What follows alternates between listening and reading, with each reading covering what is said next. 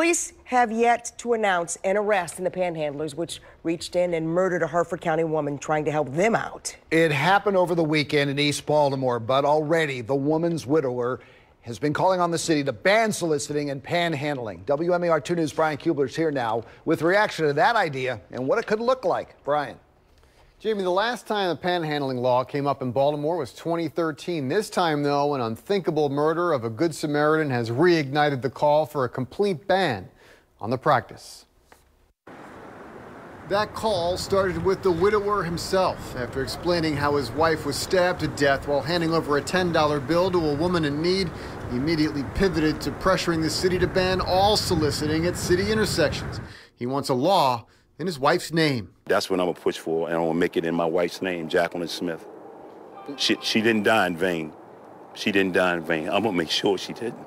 It's something I've been talking about for a long time. I would certainly be receptive to a legislative remedy. Baltimore City Councilman Eric Costello says he would listen to Mr. Smith.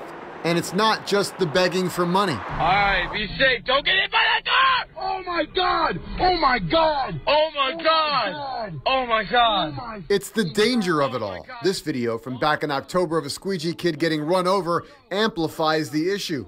Soliciting is also a concern at many corners in the city, if not the perceived aggressiveness of some of it. Drivers have been complaining, businesses too. Costello says maybe it's time to look at a tougher remedy. Absolutely. It's beyond a boiling point.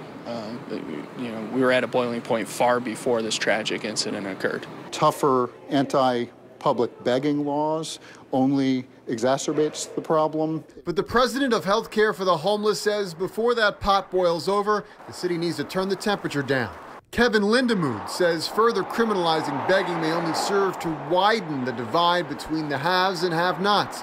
Many cities in the country are seeing an increase in panhandling. As Lindemood argues the economy is worsening for some, he hopes for a more holistic approach.